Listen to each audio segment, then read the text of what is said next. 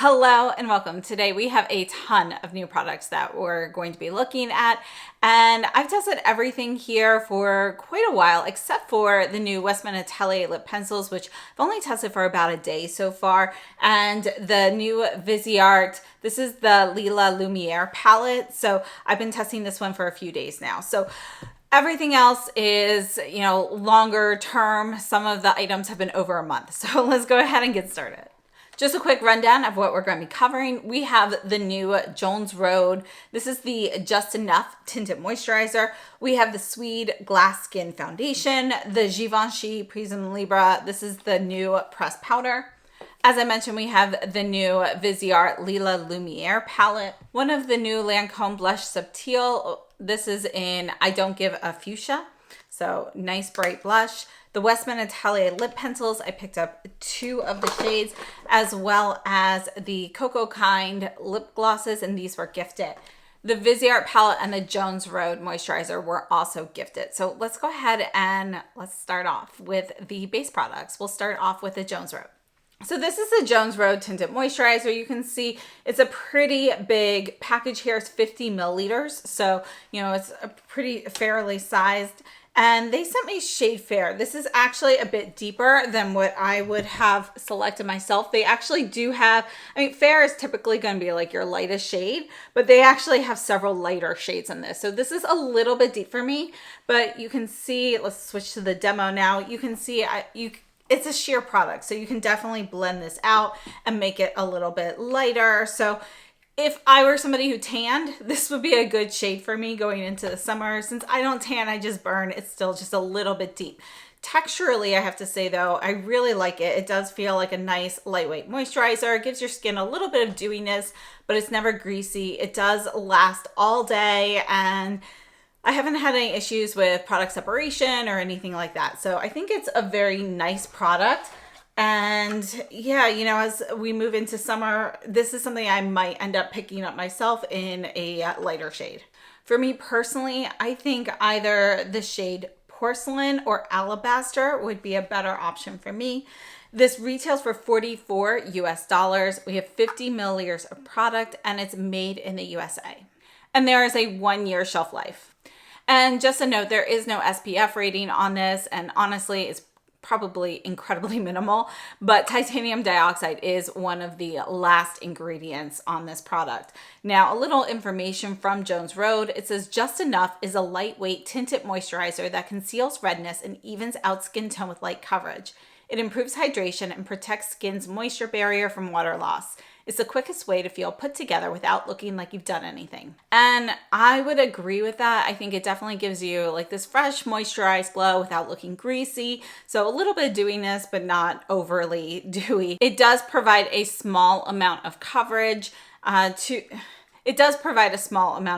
which can help conceal redness or even out your skin tone. And overall, I think it's a really nice product. So I do really enjoy the formula of this and the finish of it. So let's go ahead and let's take a look at the Sweed Glass Skin Foundation. But first, here is the Just Enough, and I just want to show you any oxidation. So this has been sitting. This is the new shade. You can see that there really is no real oxidation with this product. So it's going to stay pretty true. Now the Sweed Glass Skin Foundation, I have shade 02, which I have to say is a little bit deeper than I thought it was going to be. You can see it's lighter than the Jones Road, and it's going to have a little bit more of a golden base to it. So it's slightly too warm for me. I perhaps chose the wrong shade here, but it's not that bad. It's definitely one I can still use. It's just not a perfect match. So let's take a look at this one. So I've actually been wearing this one on and off since, I don't know, maybe December or November. So it was definitely since the end of last year. I chose a shade 2, which is described as light neutral, but I think in retrospect, shade 1, light cool, might have been a slightly better option for me. However, this is one that does work. You can see it's going to be a lightweight formulation, and we do have kind of that nice glass skin type of look here with this.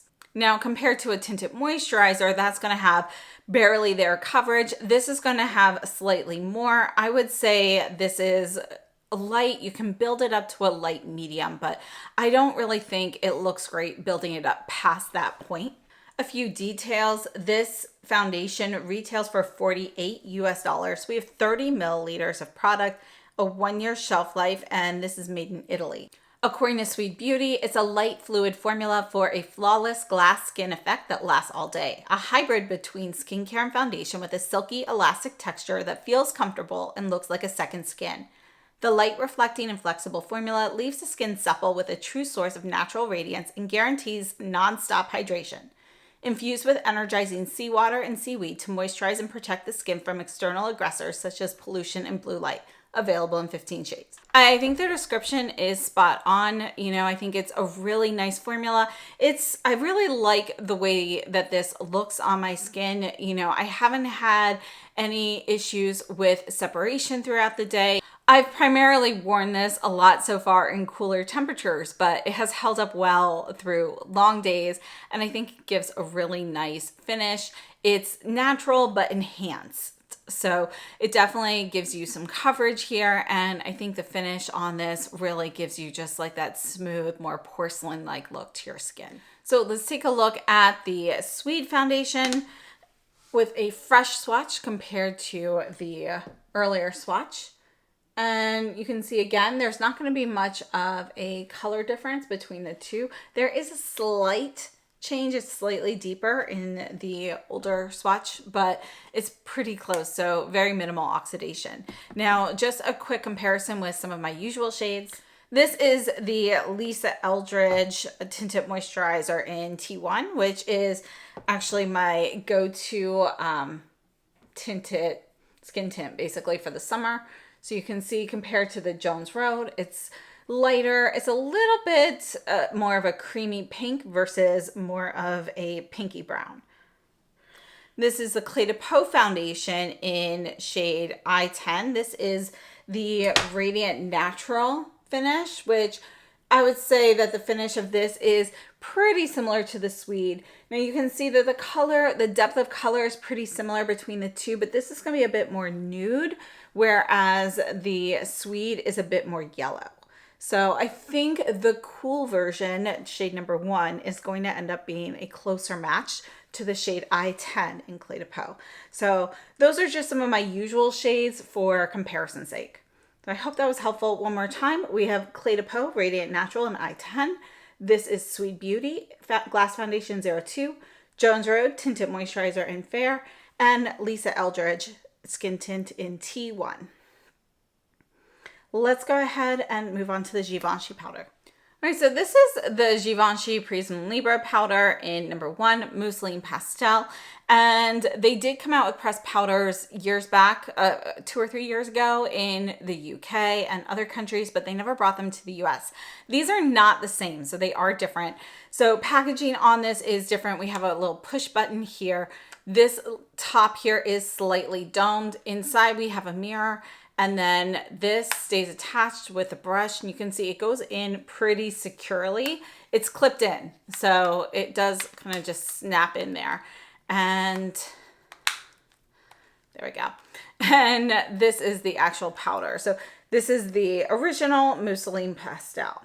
So let me go ahead. Honestly, you're really probably not going to separate colors on this very often just because of the sizing. This is all of them mixed together. You can see that this gives you a light bluish green look overall. Just slightly, it cools things down a little bit. So I'm gonna go ahead and swatch the shades individually underneath so you can kind of see an idea. And the only reason I'm doing this is because sometimes if you want to use these as a color corrector, using your finger, like for me, I find it best for under the eye. So just take like a little bit here and just use a finger to tap it under the eye for just a little bit of correction. And so I think if you were to separate the shades, this would be the way to do it, but using a brush, it's not going to work as effectively. But you can see swatching these with fingers doesn't work super well. So this is green, this is blue, this is purple, and then we have a light, it's a very light pink with a little bit of purple there. But you can see it actually turns out to look a little bit more of a blue purple. It's a little bit more stark because it's a whiter shade overall. So those are the 4 shades here. Let's take a look at these on the skin. So I have 2 demos here, and the first one is using the Sonia G Master Face Brush, which is one of my favorite, what I consider a hybrid brush. So it's kind of in between like a very dense brush and a looser brush, and it's got that dome shape. So you're really going to be able to softly buff this in, and because it is on the more dense side, you're able to pick up more product and disperse a little bit more. So this would be our heavier application. And then in the next demo, we're taking a look using the Viseart Grande powder brush, which is going to be something, you know, it's more of a paintbrush style shape. So we have an oval ferrule on here, and it's a finishing powder brush. So you're going to use a lot less product, and this is going to give you a lighter finish. So I wanted to show you how the different brushes work with the powder. Now, a few details here. The powder retails for $59 US. We have 7 grams of product. It's made in Italy with a 1-year shelf life. And we have 6 different shades available here in the US. Now, as you can see during the demos, this definitely gives you a soft matte blurred focus finish. I think it's a really beautiful finish, and I think it works equally well with a more dense brush or a lighter, fluffier brush. It just depends how much more of a blur you want. But one of the great things about this powder is that it doesn't look cakey at all. It accomplishes what it sets out to do, which is give you that matte blurred finish without making things finicky at all. You know, with either one of these brushes, I think you still get a really beautiful finish. You just get more enhanced matte blurring with the more dense brush versus the fluffier brush. And you know, I think for both of them, it really helps kind of set that foundation, seal it in. This is something, you know, you can use the powder straight on skincare to just kind of, you know, mattify more of a dewy look as well. And it is going to be a more firmly pressed powder in the pan, which makes it easy to not pick up too much product. So I actually really like this powder a lot. I think it's a really nice powder. I do want to note that there is a floral fragrance to this. So I know somebody's going to ask me how this compares to my favorite Koh Gen Do press powder. And I would still pick the Koh Gen Do press powder over this because I feel like you get a very similar finish between the two of them, but the Koh Gen Do is fragrance free. Now, just a few details from Givenchy. This is described as an ultra blurring and color correcting 4-color press powder that offers a natural matte finish, refines the appearance of pores, and blurs imperfections. It's vegan, gluten-free, cruelty-free, and the packaging is recyclable. A few more details. It says the weightless powder sets makeup and provides 12 hours of comfort to the skin while resisting caking and creasing. These shades are comprised of 4 colors that work together to color correct and visibly even skin tone.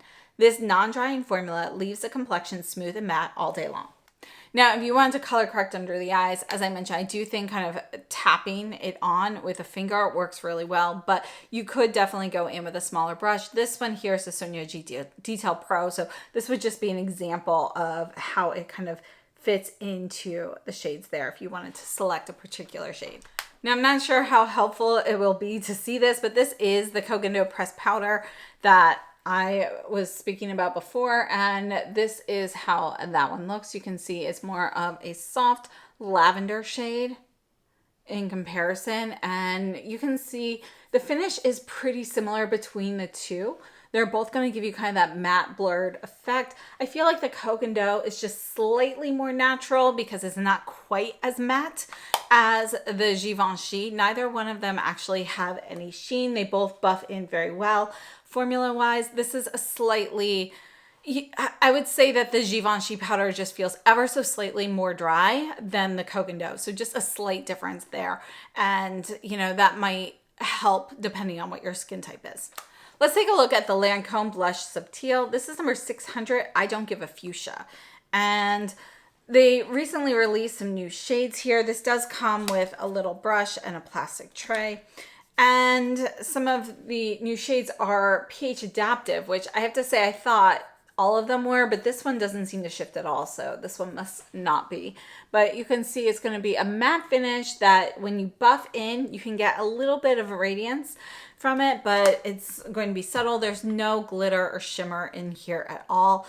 And it is a deep shade, so I do have to go in with a light hand for me personally. Let's take a look at the demos, and you can see, you know, how you can really build this up with a lighter brush or something a little bit more dense. Now, a few product details for the blush. These are made in France. We have a 2-year shelf life, 5.1 grams of product, and this is going to be a click closure plastic palette. These blushes retail for $34 US. And as I mentioned, we do have a little brush that comes with that and a mirror in the lid. So Lancome recently came out with 6 new shades. It is the same formula as their previous blush subtil shades, so there has been no formula change according to Lancome. And as I mentioned, some of the shades are supposed to be pH enhanced. This one is not though, and actually some of the shades, or you know, the majority of the shades are just supposed to be something that's more pigmented and more of a pop of color. So according to Lancome, this is their best-selling luxuriously silky powder blush. It's effortlessly blendable, long-lasting, and glides on smoothly with its included brush. These new shades were co-created with Lancome's global makeup artist, SUQQU Daily, and they deliver all-day color that stays true. It's a mineral oil-free formula. It's ideal for mature, acne-prone, and sensitive skin. Overall, I think this is a really nice blush. It is a traditional silky powder formula here. And with the brighter shades like this, I actually think it looks better if you buff it out versus what I did with like the lighter fan brush. So for me personally, my favorite way to apply these, normally with a lighter shade, I would just use something like the SUQQU Classic Cheek or a buffing brush like the Smooth Buffer, and buff that into the cheek to really get more of that softer diffuse glow. Now with this more pigmented shade, for my more fair complexion, what I actually like to do that I did not show is I like to put this on and then put my foundation over it. I like to use a sheer, more light foundation. So it's more of an underpainting thing, and it does work with the powder. So one thing I'd like to note about this powder blush, a lot of times you get like a silky powder blush and they have like a lot of product kick up or something like that. This one doesn't.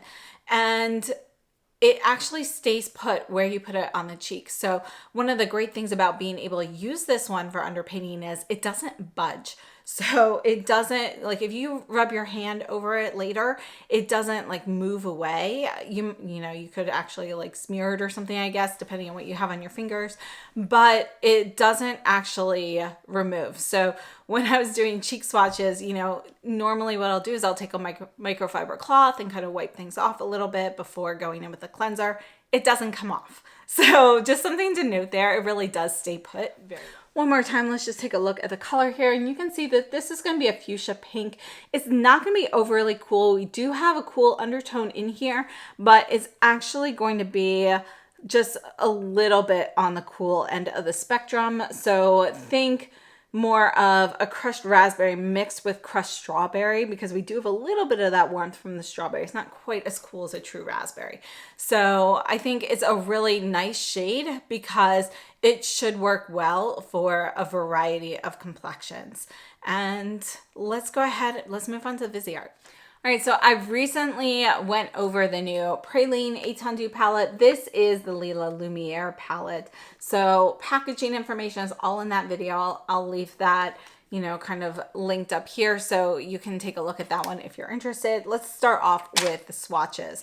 And one of the things I really like about this palette is it's great for lighter skin tones. And we have more matte shades and shimmer shades in this. You can see this first shade is kind of a soft matte. It's almost like a matte mauve, but super, super light. And then we have this soft shimmery pink. Now, just like the Praline Étendue, a lot of these palettes were designed originally just kind of using or bringing back some older shades that Viseart had in some of their older palettes and reimagining them in a new Étendue palette. They were so popular that they brought them back. So we have a kind of a shimmery neutral pink. It's almost like a ballet pink. And then we have a matte neutral pink, and this has a little bit of peach in it. And then we have this beautiful taupe. This is such a great one and done shade. And you can see it's kind of like a soft fawn brown, not a true taupe. It doesn't have quite as much gray, but this next shade here is a true taupe. It's going to be slightly lighter, but these two shades, they're just stunning. I absolutely love them and they are gorgeous. And then we have this metallic here. You can see this is going to be a creamy metallic. It is going to be a brown mixed with pewter. So we kind of have a soft fawn brown, similar to this, but in a shimmer, mixed with like a pewter metallic. And then we have this soft, shimmery, warm brown. And you can see that we have a little bit more of like a soft terracotta base to it. Next up, this is a silver pewter with just a touch of lilac in it. You can see almost like a little glint of purple in there. Next, we have a matte. This is going to be a dusty rose mauve with a little bit more rose than a true mauve. And then, we have a gold here, and this is going to be a coppery gold. It's a super creamy shade. You can see I just sort of smushed it a little bit. Then this is going to be a matte mauve brown. I mean, think of like a little bit of like that mossy brown mixed with a touch of mauve to it. And then we have a deep cocoa brown. So this here is going to be the Lila Lumiere. Let's take a look at the eye swatches and the demo while we talk about this. This palette retails for $44 US. We have 18 grams of product. Each of the shades is a 1.5 gram pan size. So these are interchangeable with many of their other palettes like the Petite Four and the Eton Du palettes and so forth.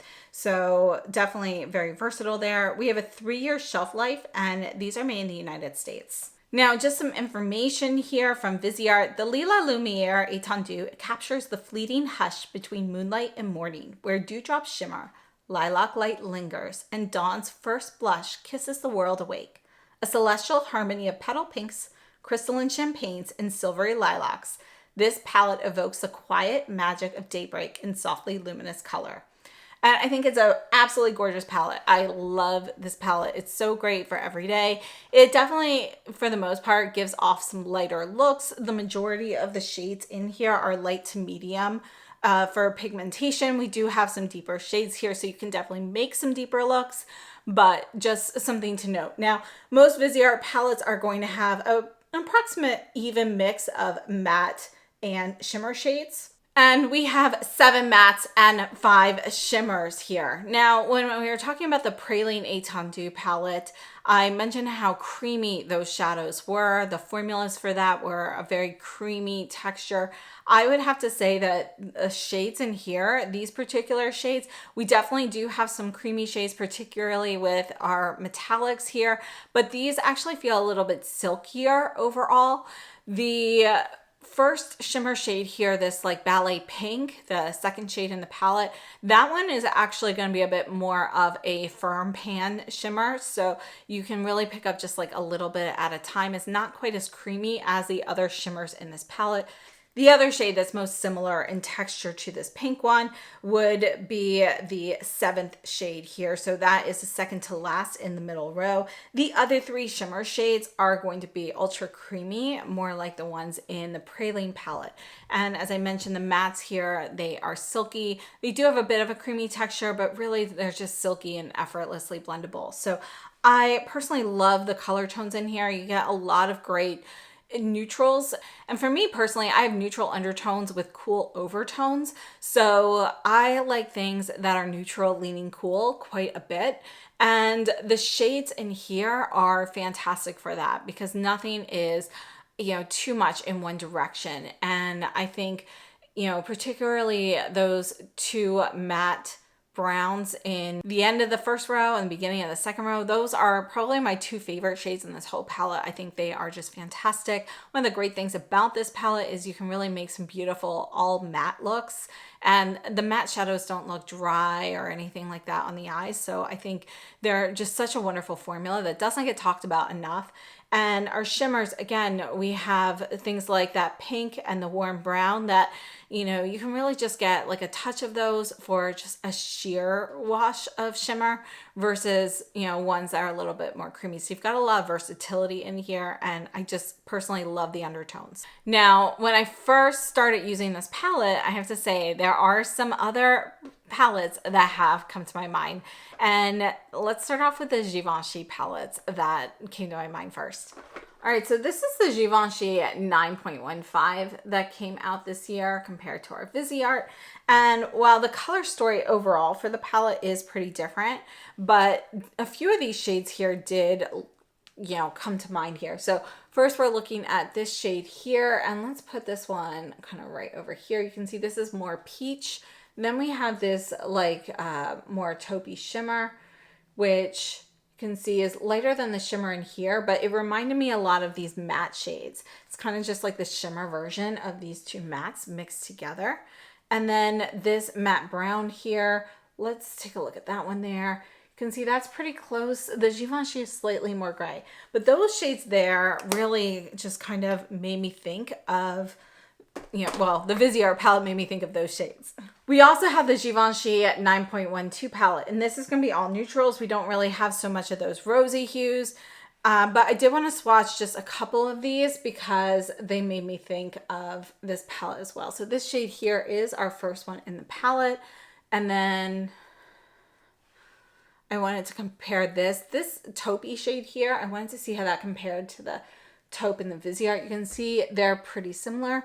And if you have a formula preference, the Viseart mattes are going to be more of a silky texture. The Givenchy mattes are more of a creamy texture. So that's kind of the biggest difference there. Let's take a look at this one here.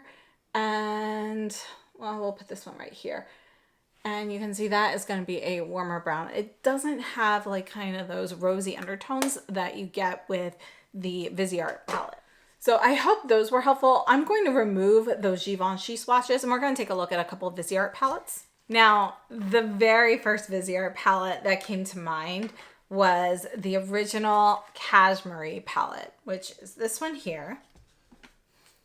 Okay, so we've got Cashmere, and this is going to be our new Lila Lumiere.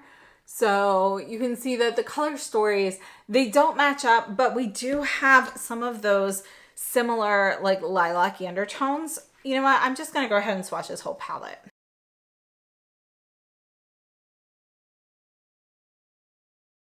All right, so this is the original Cashmere, which you can see is going to have deeper tones, and we have more lilacs and more of like a mulberry tone in there versus more dusty rose lilac. So those are going to be the differences there. You can see that the, you know, really the part that's similar to me is the undertones of those neutral shades. Those neutral browns have a little bit more of those lilac-y undertones in both of those. You can see we've got a little bit of like a purpley shimmer there and so forth. It's just, you know, this one's going to be more of a deeper depth of color compared to the Lila Lumiere. I also wanted to take a look at the Violette Vespertine. So again, not dupes, but let's take a look at this one as well. And I'm going to try to put these ones right over here. So let's see if we can get them. So you can see that those first shades there are pretty close to each other. And then overall, this palette has more like dusty purple vibes to it versus lighter lilacs and pinks. And really, this is one of my favorite Viseart palettes personally. This beautiful taupey shade here, which is similar to this, but more brown. It doesn't have as much of that silver hue. We've got some beautiful plums in here, though, that we don't have in the Lila Lumiere. And you can see that this mauve shade here is like a deeper version of the one in the Lila. And then instead of a deep cocoa, we have a deep eggplant. So this is the Violette Vespertine. And honestly, all three of these palettes, I think, go very well together. They have some similar shades, but slight differences. I think mixing and matching any of these is fantastic also. So thank you so much to Viseart for sending me that palette. I absolutely love it. And yeah, I just think it's such a great daily palette. let's go ahead and move on to the Westman Atelier lip pencils. All right, so I purchased 2 of the new Westman Atelier lip pencils, and the one I have on right now is Biscuit, and this is the one I actually started testing first. You can see it is a brown shade. It is warmer than the Biscuit contour stick. And then I also have Giraffe, which is going to be more of a rosy shade. So, and this is going to be a little bit cooler in tone, but it's going to be more neutral leaning cool. So these are the 2 lip pencils I picked up. Let's look at the lip swatches. So these are called the Lip Shape Lip Liner, and they retail for $34 US. Right now they're available at the Westman Atelier website, but they are coming soon to Sephora and other retailers. There are 8 shades available. We have 0.03 ounces or 1.07 grams of product, and these are going to be made in Italy with an 18-month shelf life. Texturally, these are a very creamy lip pencil. So think of something like it's an ultra creamy lip pencil. Think more like a lip crayon texture than a traditional lip pencil, which would be a little bit drier. And I actually love the creamy texture of these, but I have to say it does not fully set down. So, you know, we've discussed some other creamy lip pencils in the past that are very creamy and then they set. This is creamy, but it stays pretty creamy. It's not as creamy as a lip crayon, but it's close to that. So for me, I like it more as all over color versus lining the lips, just because, you know, it will wear off and it can move. Now, according to Westman Atelier, it says it's inspired by Gucci's signature technique. Trace this smooth, no-tug liner along your natural lip shape for an effortlessly enhanced look. Formulated with micronized pigments and a creamy wax blend, it delivers comfortable, precise color payoff that stays put, no feathering. Available in realistic lip tones for a naturally fuller look that never appears harsh or overdrawn, making it a super approachable liner for anyone. So I agree with portions of that, but for me, it's definitely very creamy. It does work well to line the lips without feathering, but the issue is that it will kind of fade as you're moving your lips throughout the day, you know, just like lipstick would. And although it doesn't feather, there can be movement if you touch it. For example, you're drinking out of something, you know, you're going to leave residue, but you could also end up moving your lip liner a little bit. So I don't think it fully sits down, or at least it doesn't on me. Perhaps it would set better on someone with slightly drier skin texture than what I have. I have to say, I do really like the shades here for the lip pencils, and I think they are nice, but you can see after sitting here, you know, there's quite a bit, you know, it's not going to set. So even when I put that on and then I kind of blot it or let it kind of spread it out like I did here and then go in later, there's still always going to be a little bit of movement. So I did just want to compare the Farrah Hamidi in Fawn, because this has become my go-to nude brown shade here. I want to show you how those compare. They're similar, but the Farrah Hamidi is going to be more of a rosy brown compared to Biscuit. And personally, this is like one of my favorite lip liners. I use this one all the time. And it's Fawn, F-A-U-N, and yeah, I think it's a great shade, but this is going to be a creamy lip pencil, not as creamy as the Westman Atelier, but it's creamy and then sets and stays put. Just so you can see how Biscuit looks with the Biscuit liner, you can see here there's a little bit more gray in the contour stick compared to the pencil, and the pencil is going to be a deeper shade. Now, the Giraffe shade I think is a gorgeous rosy shade. It's kind of like a deep rose with maybe like a very small hint of berry, but really just like a deep rose.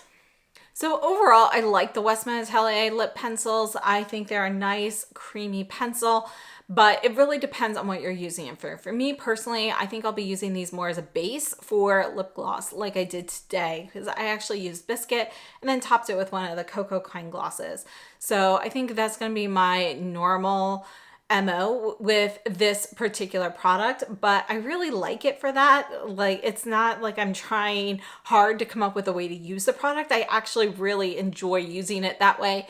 And I think it's a really nice lip-based product, but I do like to have something slightly glossier on that on top. So Just a personal preference there. Let's go ahead and take a look at the Cocokind glosses. Real quickly, one thing I did want to mention about the Westman Atelier pencils would be the fact that they don't come with a sharpener. So I did use a regular sharpener on this, but one of the things that I noticed is that I can't get the point quite as, you know, the length of the pigmented part, the actual lip pencil, I cannot get as long of a point with my standard pencil sharpener. So then I get like halfway through lining my lips and I feel like I have to sharpen it again. So just something to note on there. I don't usually care whether something comes with a sharpener or not, but I would actually prefer these to come with a specified sharpener just because I'd like to have it last the entire time. And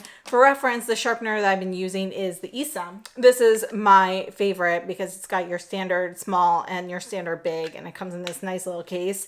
So this is what I've been using, and I've never had an issue with this sharpener. It's like totally universal, but with the Westman Atelier pencils, I just can't get, I get a nice small point and it's pointy, but unfortunately the length of the actual color pencil that's exposed is not long enough to last all the way through without me feeling the wood.